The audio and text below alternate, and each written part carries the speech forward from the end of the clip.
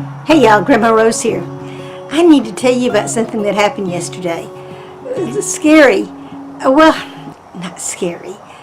It was startling, I suppose would be the word. I took a video, but I really hadn't intended to. So there was no introduction whatsoever. That's why I'm doing this today. What happened is I was going out to check on my chickens, going out in the backyard, and on the way I had passed by the little garden where I have my tomatoes planted.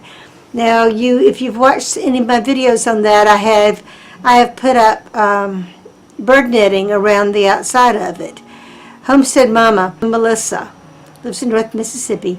Anyway, I saw one of her videos, and she had suggested putting up the bird netting to keep the chickens out of her garden, and it had worked. And I had bird netting on hand, so I did it. And guess what I caught? I didn't catch any chickens, but I caught a snake. I caught 2 snakes. Yesterday morning, I had seen 1 snake, and I was going to wait until later on yesterday evening to get out there and show a little video about the dead snake caught in the bird netting. But when I passed by it on the way to the chickens, I noticed the grass in the corner was moving. I thought, what's going on here? I didn't see any chickens there, and there weren't any chickens there. So when I looked closer to see what was going on, there was a kingsnake, a speckled kingsnake, a gorgeous snake, caught in the netting, and it was still alive. So I thought, this is my fault that the thing is caught in there. I put up this bird netting knowing that there was a chance that snakes would get caught in it. And I like that I don't like any snakes, but I knew the king snake was a good snake to have around. Not only do they eat, I don't know if they eat rats and mice like rat snakes do, and like garter snakes do, but I know for a fact that they do eat other snakes. And I have seen copperheads on my property.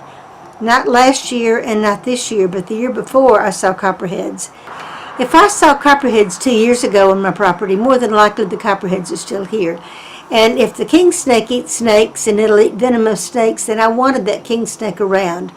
So I decided I was going to let the snake go.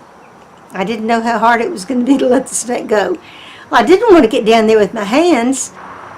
The snake was afraid. It had been caught in this bird netting, and I knew it wasn't venomous. It wasn't a poisonous snake, but if it bit me, it was going to hurt.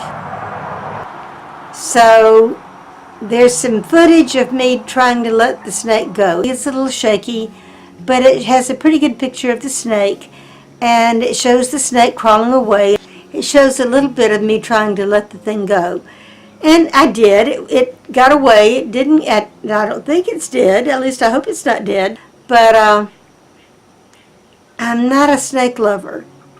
But I also respect them, and I realize that they have their place on the farm just like other animals do. And if it's going to eat poisonous snakes, and it's going to kill these copperheads that I've got around, all the more power to it. And I want the thing here. There goes another truck. If it's not roosters crowing, it's trucks going by. Hear that one? I tell you, there's a couple of cars that go by. One of them is a souped up Mustang. And it's a gorgeous thing. It's a beautiful electric blue Mustang that somebody has put a lot of work into. And I don't think they've got a muffler on it. Because the thing goes by and it rumbles and it makes lots of noises. Talk about me living on the highway.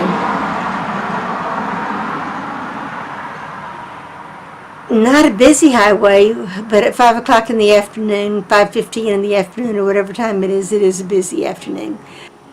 Crazy snakes. I don't like them, but I respect them, and I realize they have their place on the farm, and this snake got to live another day.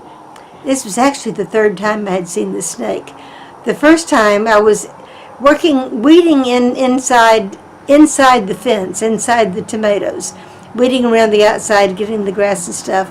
And I looked over, and there was the snake going by. It wasn't going to get in where I was because of the bird netting on there. I mean, obviously this proved that that wasn't going to happen.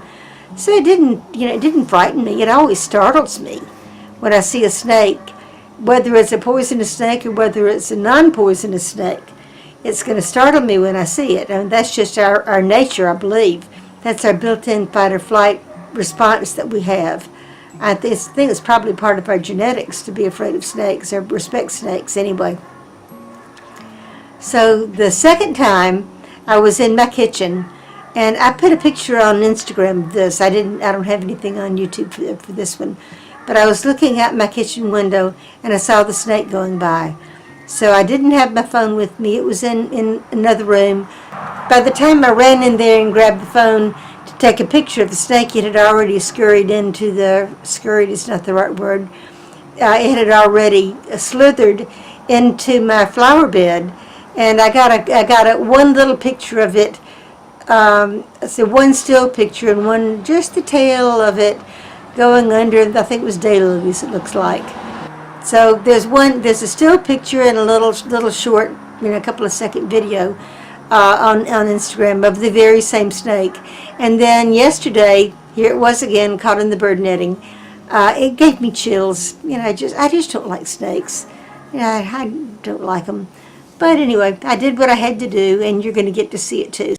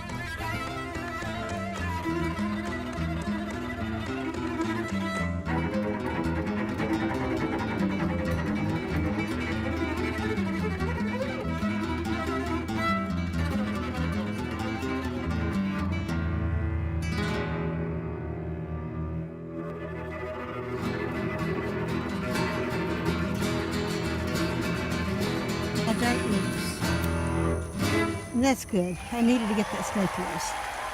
Whew. That was a little scary.